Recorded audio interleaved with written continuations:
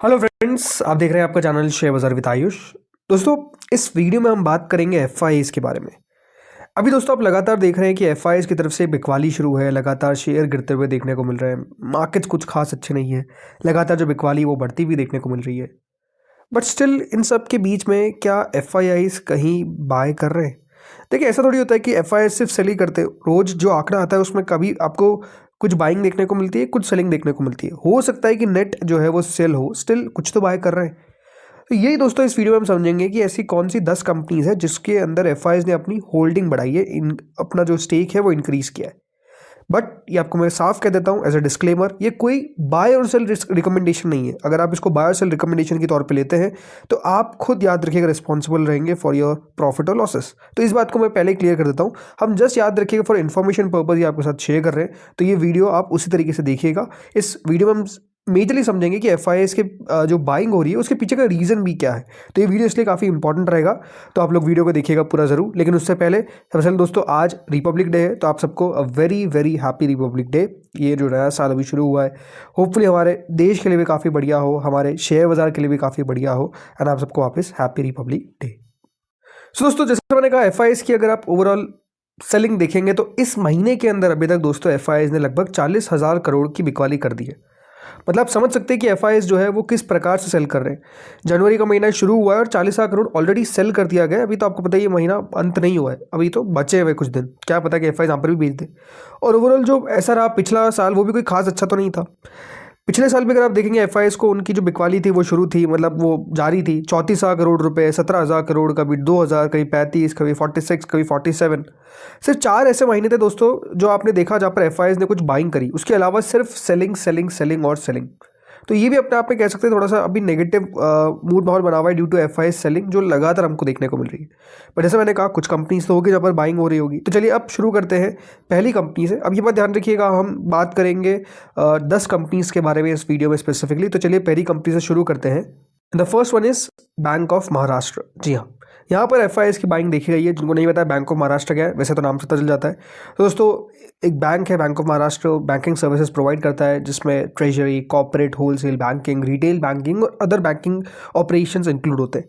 अभी अगर मैं बात करता हूँ कंपनी के क्या नंबर्स की, तो बिल्कुल कंपनी के नंबर्स आ चुके हैं। अभी करीबन 7,344 करोड़ के आसपास का टोटल इनकम आप कह सकते हैं शो किया। और प्रॉफिटेबिलिटी अगर आप देखेंगे तो करीबन 1,799 करोड़ की रही, जो लगातार आपको इंक्रीज होती हुई देखने को मिल रही है ऑन क्यू बेसिस और वाई भी। ओवरऑल जो स्टॉक की परफॉर्मेंस है वो दोस्तों कुछ इस प्रकार से कि कंपनी का जो शेयर है वो पिछले एक साल के अंदर अगर आप टीटीएम बेसिस पे देखते हैं तो लगभग 32% बढ़ता हुआ देखने को मिला, यानी तेजी भी हमको लगातार बैंक ऑफ महाराष्ट्र में देखने को मिली है। अब जैसे मैंने कहा यहाँ पर क्या एफआईआईज़ बाय कर रहे हैं, तो बिल्कुल दोस्तों एफआईआईज़ यहाँ पर लगातार अभी बाय करते हुए नजर आ रहे हैं। ये देख सकते हैं आप, दिसंबर का क्वार्टर है जिसमें जो डेटा आता हुआ देखने को मिला है, इसमें एफआईआईज़ की तरफ से बाइंग की गई है ऑलमोस्ट 4.92%। अभी याद रखिएगा वो होल्ड करते हैं, जो पिछली बार तक 2.35% था। प्लस डीआईएस की तरफ से बाइंग देखने को मिली है। पब्लिक की होल्डिंग कम होती हुई नजर आई है और प्रमोटर 73.6% होल्ड करते हैं। ये बात ध्यान रखिएगा, इसके जो प्रमोटर है वो प्रेसिडेंट ऑफ इंडिया है, तो एक पीएसयू कंपनी है, राइट, यानी पब्लिक जो सरकार होल्ड करती है। बट द थिंग इज कि यहाँ पर एफआईआईज़ की स्टेक जो है वो लगातार आपको इंक्रीज होती हुई दिख रही है। हमेशा एक बात आप देखिए, ट्रेंड आपको नोटिस करना रहता है कि एफआईआईज़ क्या बाइंग लगातार कर रहे हैं, तो बिल्कुल यहाँ पर लगातार बाइंग होती हुई दिख रही है। आप लगातार आंकड़ा देखेंगे तो जो बाइंग शुरू हुई थी वो हमको दोस्तों शुरू होती हुई नजर आ गई थी फ्रॉम ऑलमोस्ट आप कह सकते हैं सितंबर से, राइट। इधर से आंकड़ा जो है वो थोड़ा सा चेंज होता हुआ दिखा। उसके बाद लगातार 1% मार्च 2024 के अंदर आपने देखा है स्टेक किसका, एफआईआईज़ का, और वो दोस्तों आज बढ़ते बढ़ते लगभग 5% तक पहुंच चुका है। तो एफआईआईज़ लगातार दोस्तों इस कंपनी में स्टेक बढ़ाते हुए देखने को मिल रहा है। तो पहली कंपनी तो ये हो गई।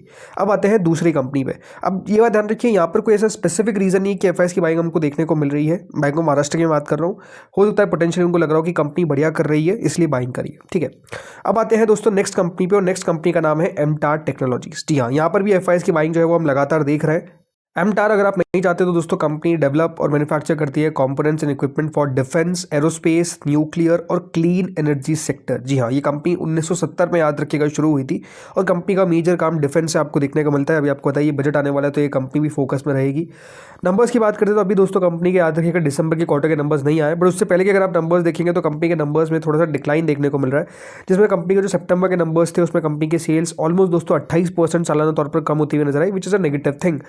प्रॉफिटेबिलिटी भी अगर आप देखेंगे तो बात ये है कि कंपनी का प्रॉफिट जब 4.5 करोड़ के आसपास रहता हुआ दिख गया था, जो पिछले साल तक करीबन 18 करोड़ था। तो नंबर्स खराब हमको देखने को मिले। स्टॉक की अगर CAGR परफॉर्मेंस की बात करते तो स्टिल अगर आप अभी नोटिस करेंगे तो जो शेयर है वो 50% ऊपर दिखता है आपको एक साल के अंदर। तो तेज़ी तो हमको देखने को मिल रही है, बट द पॉइंट इज कि अभी हाँ नंबर्स उतने अच्छे आते हुए नजर नहीं आ रहे। अब अगर बात करते हैं FIS की, तो बिल्कुल यहाँ पर FIS की स्टेक लगातार इंक्रीज होती हुई दिख रही है। मार्च 2025 में 6.74% स्टेक थी, उसके बाद 7.5%, 9, और अब दोस्तों डबल डिजिट में पहुंच चुकी है, जो लगभग 12.24% हो चुकी है। ये बात सही है कि दोस्तों इस बीच में आपको प्रमोटर्स की स्टेक लगातार कम होती हुई दिख रही है। DIS भी लगातार दोस्तों कंपनी के अंदर स्टेक इंक्रीज करते हुए देखने को मिल रहा है। वहीं पब्लिक की स्टेक भी कम होती हुई दिखी है। बट ये बात जरूर है कि यहाँ पर FIS की बाइंग आपको लगातार नजर आ रही है। अब आते हैं नेक्स्ट कंपनी पर, जिसका नाम है हिताची एनर्जी। ये दोस्तों कंपनी की अगर बात करता हूँ तो ये कंपनी का जो कारोबार है वो पहले दोस्तों ABB पावर प्रोडक्ट्स के नाम से जानी जाती थी, और अब जो कंपनी है वो एक जॉइंट वेंचर है between Hitachi and ABB's power grids, right. ये जो कंपनी है ये यूटिलिटी और इंडस्ट्री कस्टमर्स को सर्व करती है। इनके complete range of engineering products, solutions और सर्विसेज है in the power technology area.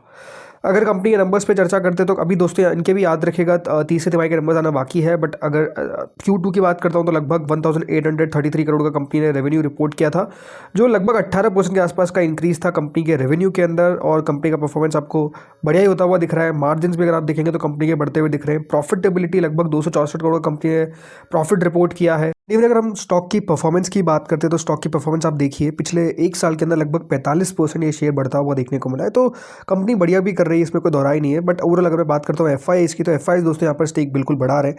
और अब दोस्तों यहाँ पर FIS की स्टेक जो है यहाँ पर भी डबल डिजिट पे पहुंच चुकी है। 10.69% अब FIS की स्टेक हो चुकी है। यहाँ पर भी आप अगर विटनेस करेंगे तो एक बात क्लियर है कि FIS लगातार दोस्तों अपना जो स्टेक है वो बढ़ाते गए। प्रमोटर्स की स्टेक भी अच्छी बात क्या है कि यहाँ पर आपको ऑलमोस्ट स्टेबल सी रहती हुई देखने को मिली है 71.31% पे। और DIS की स्टेक जो है वो लगभग कम होती हुई नजर आई है। तो ये बात सही है कि यहाँ पर FIS की बड़ी जरूर है, बट DIS की कम होती हुई दिखी है।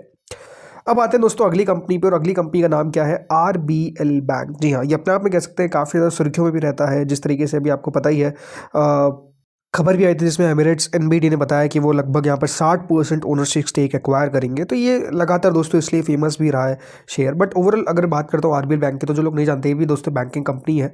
और कंपनी जो है वो corporate banking, commercial banking, branch and business banking, retail assets और treasury and financial market operation सब ऑपरेट करती है। फाइनेंशियल परफॉर्मेंस अगर देखे जाए तो अभी कंपनी के नंबर्स निकल कर आए। 3660 करोड़ के आसपास का रेवेन्यू था। ओवरऑल इंटरेस्ट इनकम 2010 करोड़ के आसपास आपको देखने को मिली। प्रॉफिटेबिलिटी लगभग दोस्तों बैंक की आई एट 214 करोड़, जो लगभग दोस्तों हमको बढ़ती हुई देखने को मिली 33 करोड़ से। तो एक बड़ा इंक्रीज था। RBL बैंक की अगर परफॉर्मेंस की बात करते हैं पिछले एक साल की, तो दोस्तों शेयर जो है वो 85% तक बढ़ता हुआ दिखा है। तो कंपनी की परफॉर्मेंस भी सुधरती हुई देखने को मिली है। तो स्टॉक की परफॉर्मेंस भी कह सकते हैं सुधरती हुई नजर आई है। अब यहाँ पर अगर बात करते हैं कि FIS की स्टेक, तो ये बात ध्यान रखिएगा क्योंकि प्रमोटर्स नहीं आपको देखने को मिलते हैं। प्रोफेशनल मैनेजमेंट कंपनी है, मैनेज्ड कंपनी है। तो यहाँ पर FIS की स्टेक अब देखिए 21.91% स्टेक सीधा हो चुकी है because of the news flow जो आते हुए नजर आ रहा है। और यहाँ पर DIS की स्टेक भी अगर आप देखेंगे तो लगातार बढ़ता हुआ दिख रहा है। जब भी एक बात ध्यान रखिए, जो प्रोफेशनली मैनेज्ड कंपनी होती है तो वहाँ पर तो हमेशा आप FIS DIS की स्टेक ज़्यादा ही देखेंगे क्लियरली, और यहाँ पर भी वैसा ही है। पब्लिक की स्टेक जो है वो सिर्फ 38% आपको देखने को करेंटली मिलती है। चलिए इसके बाद आते हैं अगली कंपनी पे। अगली कंपनी का नाम है दोस्तों UPL। जी हाँ, ये कंपनी जो लोग नहीं जानते हैं, UPL दोस्तों जो कारोबार है इनका वो है agrochemicals, industrial chemicals, chemical intermediates, speciality chemicals, right. तो ओवरऑल इस तरीके का कंपनी का बिजनेस है। नंबर्स की बात करते हैं तो यहाँ पर भी अभी आने बाकी है कंपनी के नंबर्स, बट सितंबर के क्वार्टर में कंपनी ने जो ओवरऑल रेवेन्यू दिखाया था वो 12,000 करोड़ का था। ओवरऑल ग्रोथ आई थी 8-9% के आसपास की। कंपनी का मार्जिन आपको 15-16-20 कभी होता हुआ नजर आता है। प्रॉफिटेबिलिटी 612 करोड़ के आसपास कंपनी का मुनाफा था। परफॉर्मेंस वाइज अगर बात करते तो दोस्तों पिछले एक साल में शेयर स्टिल 27% बढ़ता हुआ देखने को मिला है। और 10 साल का जो CAGR है वो 10% का है। तो 10% से याद रखिएगा निवेशकों का पैसा बनाया है। अभी अगर फाइनेंशियली के बाद हम कंपनी के FIS स्टेक पे आते हैं तो FIS स्टेक यहाँ पे भी लगातार बढ़ रही है। लगभग 38.84% FIS की स्टेक हो चुकी है। DIS की स्टेक जरूर हमको कम होती हुई दिख रही है, बट FIS की स्टेक आप नोटिस करेंगे तो यहाँ पर भी आपको लगातार बढ़ती हुई दिख रही है। और अब 38% तक पहुँच चुकी है, तो कह सकते हैं काफ़ी हाई यहाँ पर आपको FI की स्टेक नज़र आ जाती है, राइट। तो ये भी होगी कंपनी। फिर आते हैं अगली कंपनी पे, और ये है दोस्तों विशाल मेगा मार्ट। हाल ही की लिस्टेड कंपनी है, और बहुत कम आप देखेंगे दोस्तों कि जो रिसेंटली लिस्टेड कंपनी होती है उसमें FIS अपनी स्टेक बढ़ा रहे हो, बट विशाल मेगा मार्ट में लगातार बढ़ा रहे हैं। और होता क्या है कि दोस्तों जो एंकर में आते हैं, जो प्री IPO में आते हैं, वो अपना स्टेक बेचने की कोशिश करते हैं, बट यहाँ पर एज सच कुछ भी नहीं हो रहा है। यहाँ पर लगातार दोस्तों स्टेक बढ़ रही है। विशाल मेगा मार्ट दोस्तों ये बात ध्यान रखिएगा एक हाइपर मार्केट चेन है जो यहाँ पर wide range of products offer करती है लाइक अपैरल, ग्रॉसरीज, इलेक्ट्रॉनिक्स और होम एसेंशियल्स। अब कंपनी के परफॉर्मेंस की बात करें क्वार्टरली, तो अभी दोस्तों यहाँ पर सितंबर तक के रिजल्ट्स आए हैं जिसमें कंपनी का रेवेन्यू 2981 करोड़ का था। ग्रोथ 22-23% की कंपनी लगातार दोस्तों शो करती हुई देखने को मिल रही है, अच्छी ग्रोथ है। मार्जिन कंपनी के 13% के आसपास आपको देखने को मिल रहा है। प्रॉफिटेबिलिटी 150 करोड़ के आसपास थी, जो पिछले साल तक 104 करोड़ के आसपास था।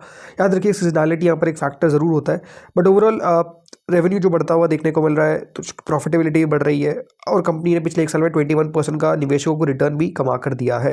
तो रिटर्न भी इन्वेस्टर्स को डिलीवर करा है। और जैसे मैंने कहा, एफआईएस की स्टेक भी यहाँ पर आपको बढ़ती हुई दिख रही है, लगभग 15.52% स्टेक है। डीआईएस की स्टेक है 25.47%, यहाँ पर भी मेजरली मैनेज्ड है। और प्रमोटर्स भी 50% से ऊपर आपको ओन करते हुए नजर आते हैं। तो ये भी अपने आप में अच्छी बात है कि यहाँ पर लगातार एफआईएस की स्टेक बढ़ रही है। देन दोस्तों अगली कंपनी आती है knowledge marine and engineering group. तो ये बात ध्यान रखिएगा, एक स्मॉल कैप टाइप की कंपनी है, लेकिन हाँ यहाँ पर स्टेक जरूर बढ़ी है। सो ये दोस्तों कंपनी है जो dredging services, owning, operating marine craft, repairing, maintaining और रीफिटिंग मराइन क्राफ्ट, ये सब काम कंपनी का है। तो मराइन सर्विसेज रिलेटेड याद रखिएगा इसका बिजनेस है। परफॉर्मेंस वाइज देखा जाए तो दोस्तों पिछले सितंबर क्वार्टर में लगभग 50 करोड़ के आसपास का रेवेन्यू आता हुआ दिखा, जो कम था, रेवेन्यू कम हुआ। इसके अलावा कंपनी के मार्जिन लगभग 40% के हैं। प्रॉफिटेबिलिटी 12 करोड़ के आसपास आई, जो पिछले बार 13 था, तो प्रॉफिट भी कम हुआ। परफॉर्मेंस स्टॉक की देखा जाए तो दोस्तों पिछले एक साल में 53% स्टिल हमको बढ़ता हुआ देखने को मिला है। तो ऐसा तो नहीं है कि तेजी नहीं आई, तेजी आई है। और यहाँ पर एफआईएस की स्टेक भी बढ़ी है। क्यों बढ़ी है उसके पीछे का रीजन आपको बताऊंगा, लेकिन पहले बात देखिए एफआईएस की स्टेक जो बिल्कुल 1% में नहीं थी, अब सीधा 11% हो चुकी है। जी हाँ, 11% एफआईएस यहाँ पर होल्ड करते हैं और डीआईएस की स्टेक जो है वो 0.46% की है। बट इंपॉर्टेंट बात क्या है कि एफआईएस में आप देखेंगे तो आपको एक नाम दिखेगा जिसका नाम है इन्फिनिटी। तो दोस्तों हुआ क्या कि तो यहाँ पर सब्सटैंशियल इन्वेस्टमेंट आता हुआ नजर आया था, कैपिटल इन्फ्यूजन हुआ था इंस्टीट्यूशनल इन्वेस्टर का। इसके कारण हुआ कि दोस्तों यहाँ पर जो एफआईएस की स्टेक है वो सीधा बढ़ गई। और इसी दोस्तों आप जो नाम देख रहे हैं वो भी याद रखिएगा, एक नाम है इन्फिनिटी, इनकी याद रखिएगा 11% आपको स्टेक देखने को मिलती है। तो उसके पीछे का रीज़न ये है। इसलिए ऐसा नहीं है कि दोस्तों यहाँ पर अचानक से एफआईएस का इंटरेस्ट जागा है, एक ही एफआई का इंटरेस्ट है और उसने याद रखिएगा कंपनी में पैसा लगाया और बाद में इनको यहाँ पर शेयर्स मिल गए, राइट। तो इसलिए याद रखिएगा जो स्टेक है वो बढ़ता हुआ दिखा है। नेक्स्ट आता है दोस्तों आईडीएफसी फर्स्ट बैंक। अगेन काफ़ी जानी मानी कंपनी आईडीएफसी फर्स्ट बैंक, जाने वाला बैंकिंग सर्विसेज है। आईडीएफसी फर्स्ट बैंक की अगर परफॉर्मेंस की बात करते हैं तो दोस्तों कंपनी के सितंबर तक के नंबर्स निकल कर आए। रेवेन्यू वाइज ठीक ठाक परफॉर्मेंस कंपनी कर रही है, ऐसा भी नहीं कि आपको बहुत ही जोरों शोरों से बैंक बढ़ता हुआ देखने को मिल रहा है। प्रॉफिटेबिलिटी 348 करोड़ का प्रॉफिट आया था, जो पिछली बार 212 करोड़ के आसपास का था। परफॉर्मेंस अगर बात करते हैं स्टॉक की, तो पिछले एक साल में स्टिल 33% जरूर हमको बढ़ता हुआ देखने को मिला है। तो एक तेजी तो देखने को मिली है इस बाजार के अंदर, जहाँ पर आपको उतना कुछ खास रिटर्न नहीं बनाए, तो ये शेयर बढ़ा है। अब एफआईएस की स्टेक लगभग दोस्तों यहाँ पर हो चुकी है 36.76%। ये भी याद रखिएगा प्रोफेशनली मैनेज कंपनी है। डीआईएस की स्टेक है लगभग 22.38%। तो एफआईएस तो स्टेक लगातार दोस्तों याद रखिएगा इस बैंक में बढ़ाते हुए देखने को मिल रहे हैं, तो ये भी अपने आप में बढ़िया बात है। फिर आती है दोस्तों अगली कंपनी आर्टेमिस हॉस्पिटल, या फिर इसको बोलते हैं दोस्तों आर्टेमिस मेडिकेयर। जी हाँ, ये एक multi speciality tertiary care hospital है। ओवरऑल परफॉर्मेंस अगर आप देखेंगे तो लगभग 270 करोड़ के आसपास का रेवेन्यू रिपोर्ट किया था उन्होंने सितंबर के क्वार्टर में, जो ग्रोथ थी लगभग 14-15% के आसपास की। मार्जिन कंपनी के 19% तक पहुंच चुके हैं, 30 करोड़ के आसपास का मुनाफा है। ओवरऑल स्टॉक की परफॉर्मेंस पिछले एक साल में स्टिल 24% याद रखिएगा नीचे है, तो बड़ा नहीं है, गिरावट आपको देखने को मिली है। अब यहाँ पर अगर बात करता हूँ तो शेयर होल्डिंग पैटर्न में आपको यहाँ पर भी दिखेगा अचानक से इंक्रीज 0.37 से 12.47। यहाँ पर भी दोस्तों कहानी सेम है। एक ही एफआई है इंटरनेशनल फाइनेंस कॉर्पोरेशन, जिसके पास दोस्तों 11.98% स्टेक है, अदरवाइज कोई भी यहाँ पर एफआई नहीं था। हुआ क्या यहाँ पर भी दोस्तों सेम हुआ। कन्वर्टेबल डिबेंचर्स जो सीसीडीज होते हैं दोस्तों, उसको याद रखिएगा कन्वर्ट किया गया। जो कंपलसरी कन्वर्टेबल डिबेंचर्स थे लगभग 330 करोड़ के, उसको इक्विटी शेयर्स में कन्वर्ट किया गया। इसलिए हुआ क्या कि दोस्तों यहाँ पर जो स्टेक है वो आपको इस प्रकार से बढ़ता हुआ देखने को मिला है। तो इसके पीछे का रीज़न क्लियर है कि क्यों बढ़ता हुआ नजर आया। ऑब्वियस ही बात है कि आपको जो सीसीडीज थे वो कन्वर्ट हो गए शेयर्स में, इसलिए दोस्तों वो स्टेक में आ गए, राइट। हो सकता है कि आगे आपको अगले क्वार्टर में बिकवाली देखने को मिल जाए, तो इसके पीछे का रीज़न ये हो सकता है कि आईएफसी अपना स्टेक बेच दे। तो अगेन ऐसा भी नहीं कि अगर एफआईएस बाय कर रहे हैं तो आपको भागना ही उस शेयर के पीछे, ऐसा भी नहीं करना है। अब दोस्तों आते हैं आखिरी कंपनी पर। आखिरी कंपनी का जो नाम है वो है दोस्तों AWL एग्री बिजनेस। यहाँ पर भी दोस्तों एफआईएस की स्टेक जो है वो हमको बढ़ती हुई देखने को मिली है। AWL एग्री बिजनेस पहले दोस्तों अडानी विल्मार लिमिटेड के नाम से आ जाती थी, बट ओवरऑल ये बात ध्यान रखिएगा यहाँ पर शेयर होल्डिंग में काफ़ी चेंजेस आपको देखने को मिले। परफॉर्मेंस वाइज दोस्तों 17,000 करोड़ के आसपास का रेवेन्यू आता हुआ दिखा, 3-4% के आसपास का मार्जिन रहता है। प्रॉफिटेबिलिटी 245 करोड़ के आसपास की, जो पिछली बार 311 करोड़ थी। यहाँ पर अगर एफआईएस की स्टेक की बात करते हैं तो 21.15% स्टेक आपको एफआईएस का देखने को मिल जाता है। अभी हाल ही में अगर आप देखेंगे तो शाइजाइटेन नाम का एक इन्वेस्टमेंट है जिसने इसमें अपनी स्टेक इंक्रीज़ करी है। इसके अलावा DIS का स्टेक भी 9.28% के आसपास है। और प्रमोटर्स होल्डिंग में आप देखेंगे तो डिफरेंस क्या आ गया है कि जो पहले अडानी ग्रुप यहाँ पर ओन करता था उनकी तरफ से एग्जिट ले लिया गया, इसलिए याद रखिएगा आपको FIs ने उनके सामने बाइंग करती हुई नजर आए। तो दोस्तों इस वीडियो में तो इतना ही था। होपफुली आपको वीडियो बढ़िया लगा होगा। ये कुछ 10 कंपनीज थी। होपफुली वीडियो आपको अच्छा लगा होगा, इन्फॉर्मेटिव लगा होगा। अगर लगा तो लाइक करना, चैनल से पहली बार जुड़े सब्सक्राइब करना। Thank you friends for watching this video.